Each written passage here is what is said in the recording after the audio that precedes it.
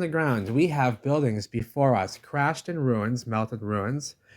Nearly every building in the National Registry, Historic Registry, are melted buildings, X-factor damaged, heat damaged. I'm talking about the 90th percentile range, 90th percentile range. We're talking all of them, nearly, are X-factor buildings in the National Historic Registry of Buildings. It's anomalous, and we look into these things, these melted buildings.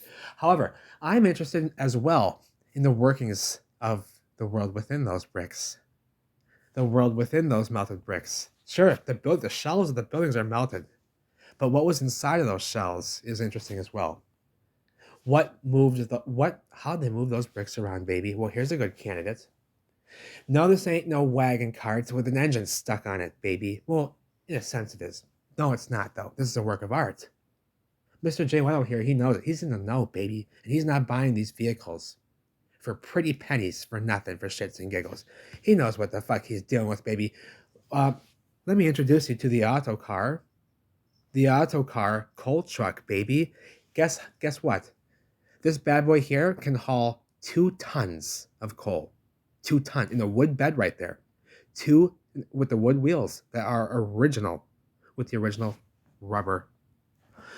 Now, Mr. J. Leno here. Now, let me just quickly explain here this new segment I'm going to get into, where we're going to be touching more on the inner workings of the old world as well, not just their brick buildings, but what was in those brick buildings, what they were moving around in the streets. Because here's an example of just that. No, it's not. Now, it may be a reproduction of something. It also likely is not. He's saying it's all original, and I know what he means. He does double talk in this, and he knows what he's talking about, baby. He knows these machines like nobody's business. He has plenty of old world cars that are just phenomenal works of art. Steam engines, all sorts of things, which I will be sharing as well. I must. Jay Leno here has done a great service by sharing this stuff with us and how it works and functions. And it's incredible stuff, and he knows it. He knows damn well I love him. I love Jay Leno, baby. I don't care if he's one of those big. That's why I got the screenshots here, baby, because he's big money, big money, big money, baby. And so I'm not gonna fool around here, voicing over his video, but I'll take some screenshots, baby, of your beautiful truck, and I'm gonna share it, baby. And I'm gonna share it properly. I'm gonna give the proper information and the correct information here for what's happening. This is a beautiful coal truck made by the Autocar company in Pennsylvania. Meant to haul 2 tons of coal, you start this bad boy up at 6 a.m., he says. And you let the damn thing run all day long. It's meant to run all day long. You start it at 6 a.m., it starts up in one crank, a half crank, baby. And beautiful, charming design. It has acetylene lights, which you light with a match. And the original tires, which don't have air, baby, they're rubber. And he says that they melt them right to the wood, which is an Amish-built wood wheel. Amish-built wood is the original in Pennsylvania. The original wood, he says, and rubber. He says it's something 100-something years old, 1916, so 100 years, 115 years or so, 115 years old, about. It has a wood bed made in Virginia. Excuse me. Very, very beautifully done. And that wood bed right there can haul 2 tons of coal. 2 tons on the wooden wheels in this wooden bed. Because the wood was the finest of the finest woods. It's riveted. And they do the best woodwork. And they knew how to do it properly, sturdy, efficiently. And that's what these folks were all about. Efficiency, durability, high quality, simplicity, mechanical clean designs. That's what this is. And it's too much. Even Jay Leno here is laughing. Here's the acetylene lights. You light them with a match. And they burn all day long, baby. Slow, efficient burn on that acetylene gas. That's why we use it for welding. But anywho, so it's an efficient gas when burned. So we have Mr. Jay Leno here. He's going to show us around this joint, baby. Excuse me. So we have these riveted, and he's laughing, saying, we went from horse and wagon, and we jumped into this bad boy. And he's making a joke. And yeah. I get that, Jay. I get it. No, they didn't. No, they did not. You don't jump from a horse and a wagon into this work of art. Is what he's saying. With these riveted, he's laughing with these riveted, fancy leather seats. He's laughing. He's so funny. He knows exactly. He's not. You're not fooling him either. He knows, and he thinks and he makes jokes of it. It's kind of funny. When you know it, it's kind of funny now. When you know what he's joking about. But these are the original wheels here, holding out, baby, just fine. This thing, who knows how many loads this thing has carried in its day. It may be much older than 100 years, is what I'm saying. This may be the original from the original, if this was an old world design. Now, I'm sure many vehicles were remanufactured, and they continued on the manufacturing of likely vehicles that were already, you know, um, on the assembly lines after the event. But many designs and such like this one are not our doing. You don't go from horse and wagon and jump into this thing, and I'm going to show you why. You see the size of the leaf springs there and the quality of the woodwork. How are they getting this wood so perfect, these Amish, in these days? Well, they were masters at their craft. And it has 2 exhaust pipes here, a special model here. This was a better model. The other ones had 1. It's a 2-cylinder engine. It makes 18 horsepower. It has these, it idles at about 125 RPM. So it's just tug, like a little steam tugger. You know, it just barely chugs along all day long. You start it up on 1 crank at 6 in the morning, and tug all day long, tug, and it goes 25 miles an hour, uphill, downhill, with a full load, or without the full load. It doesn't matter. It always goes 25 miles an hour, no matter what. It's a strong, it's a torquey, reliable, oversized engine. It's a boxer engine. So the cylinders are laid on the side, and it has reduction gears. The first reduction gear, and Autocar was the first to design the reduction gear. And I told the little baby girl, you have to wait till the sun comes up more, because I'm not letting you out there with the coyotes. It's coyote hour. They'll eat you for dinner. Give me a break. They'll eat little kitties for dinner. Yes, they will. Yes, they will. They eat little kitties for dinner. You have to wait till they go to bed. Wait till the sun comes up a little more, baby. Give me a break. Okay. Excuse me. She's not going to stop if I don't acknowledge her request. Anywho, look at the size of the leaf spring. Holy smokes. And Jay says, even with a full load, they've had 20 people in here, 20 folks, carting along here one day. But he says, even with a full load of coal, you ain't gonna straighten that leaf spring out, baby. It's holding just fine. These leaf springs, baby. And he's laughing, saying they went from horse and wagon to this. And give me a break. Yeah, right. Give me a break. He's like, they must have thought this was a rocket ship, you know.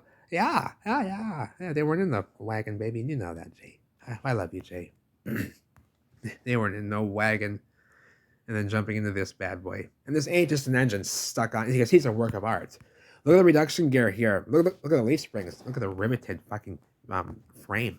Give me a break. This ain't no wagon cart with an engine stuck on it. The gas tank under here.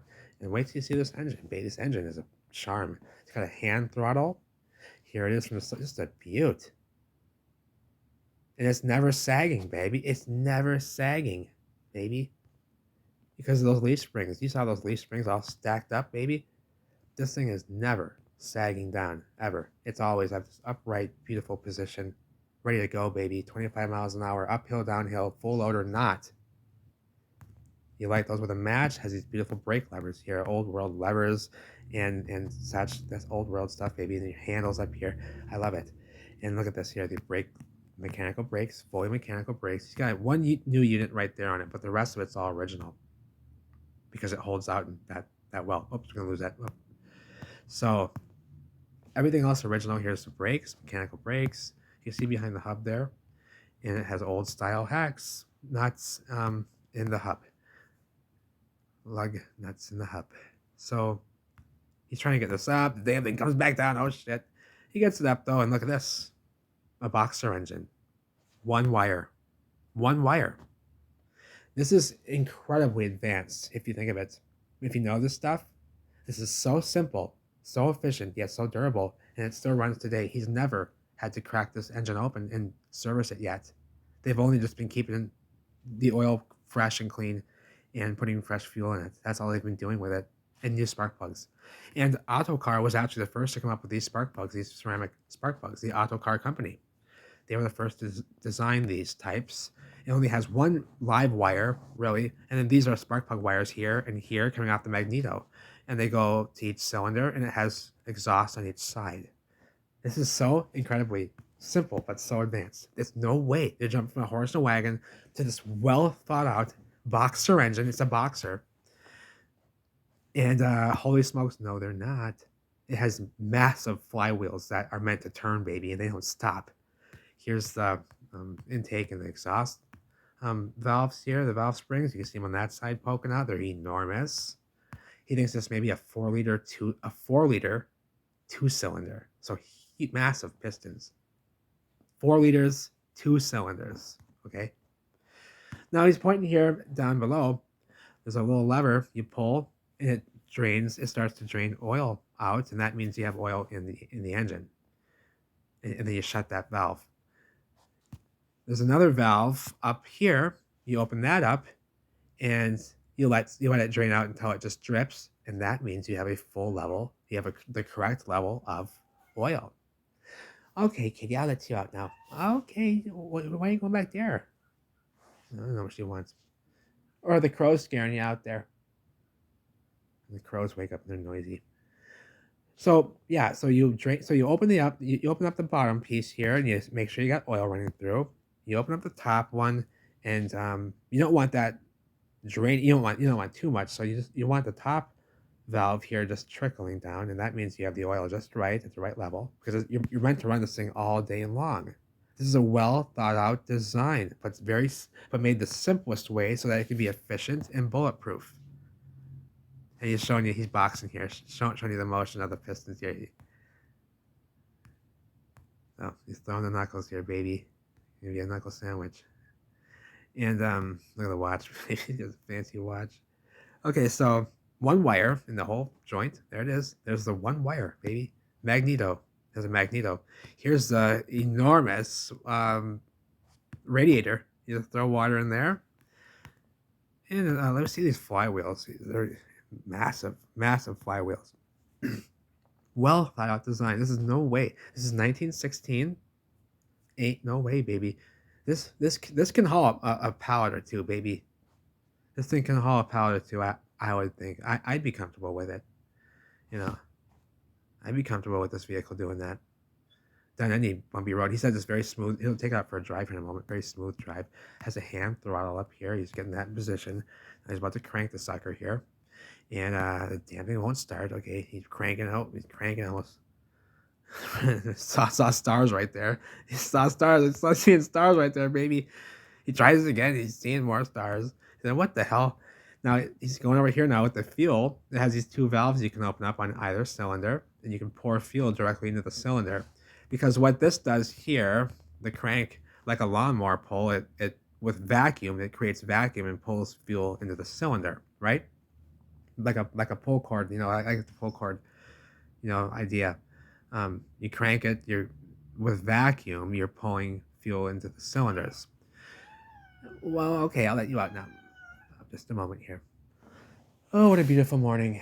It is very chilly though, but the crows are out there. The family of crows are up there circling up, guarding their nest. But anywho, hey, stay out of the tree line. Stay in the yard. Thank you. Sorry. Did I just scream at you? Sorry. Okay, so he's cranking here. He's seeing stars. He's like, damn, what the hell's going on here? He's getting upset. He's like, damn, the thing always starts on one pull, on one crank. But, so with vacuum, it pulls. So now he has to go do this manually, and it has these valve ports here. These little ports. You can open this valve, drain, or this little plug row. You pour fuel down it. And he goes on that side, pours fuel down that cylinder, it pours directly in, so that if you're having trouble with vacuum, you can fire the sucker off, because it usually just takes a half crank to start the sucker, because it's just 125 RPMs, tug. So he's like, oh shit, I forgot the ignition switch. Yeah, the ignition switch. You dummy. He's like, oh, I forgot. I'm a dummy. I forgot the ignition switch. The damn thing. So he's sitting there, but at least he showed us though. It's cool because you can throw fuel in the cylinder directly. You have to vacuum here, the crank. If it's like cold or something and it's not pulling the fuel in, you can directly. So it's very well thought out. I'm saying very well thought out design. And he's laughing. He's like, oh, I forgot the damn switch. I'm an idiot. Anywho, and here it got started. They got the damn thing started now. And look at the size of that flywheel. Like something you just expect to see in a tank, maybe. Like something you expect to see in a tank. And there's two of those suckers side by side, and they're massive, massive flywheels meant to keep going, baby. Once those start turning, they're not meant to stop. All day long, 6 in the morning, and this damn thing don't quit until the nighttime, until you light those lights with a match, baby. So he's gonna take it out for a drive. He's showing us the builder of the wooden bed, which is D. Sullivan from Portsmouth, Virginia. No date.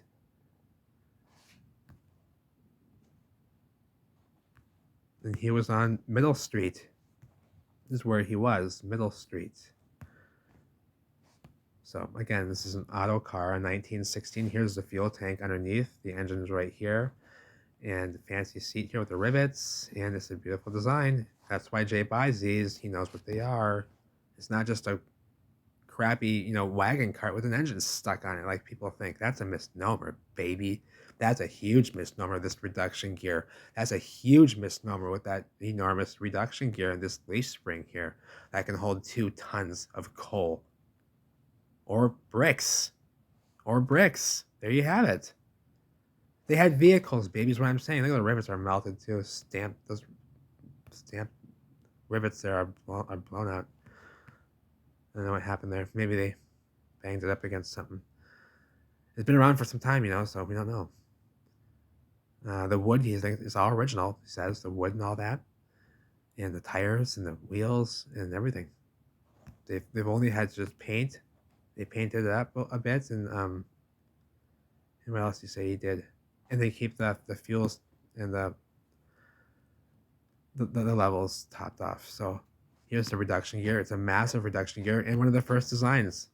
Autocar was the first to come up with the reduction gear, and Jay was laughing, saying, "Oh, they went from the wagon to this. It must have been a rocket ship to these folks." He's laughing, but yeah, no way. It makes no sense, is what he's saying. You don't go from a wagon to an extreme reduction gear of this size with these leaf springs, for a nice smooth ride down the road with 2 tons of material.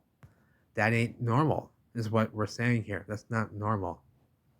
This old world hook here. It's not normal, baby. Well, this is normal. This is real normal. What we do today is not normal. But he has many other old world designs here that I can go over and show you how these are old, especially the steam cars and the steam engines. I'd like to get into some of that stuff. It's important. It's old world designs without a doubt, including this vehicle. Whether this was reproduced in 1916, I don't know. However, the design of it, I'm saying, is not our doing. After horse and wagon jumping into this in 1916, able to haul around 2 tons of material up and down hills, 25 miles an hour, no way. After horse and wagon, no way. That's too much. And mechanics know what I'm talking about. Here he is. He's waving at folks. Everybody's waving at him. Yeah, it's a charming vehicle, and their souls know it. They know inside that this is something special. And here's a look underneath, and just very clean. Look at these clean mufflers to the side here. Just, a well thought out, experienced design, in my opinion. Not something fresh and new. This is a design that is simple, but was designed by folks who had experience in designing such vehicles. This isn't just, hello, you sound like a horse. You might not be getting chased by nothing out there.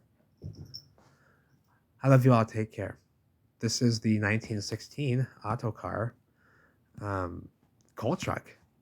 1916, baby. And I just don't buy that. Maybe the reproductions of them, but this one here is all original. It seems like we were just reusing, repurposing, and such. in those days. Maybe these were for bricks, and then we used them for coal after the event because there's lots of coal everywhere, right? Because we know how coal was produced in this event, right? Absolutely, we do.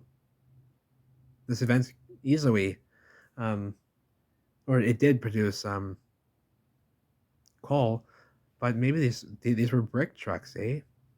Maybe they were hauling bricks around in these bad. Who knows? But I thought I would share. I think it's important.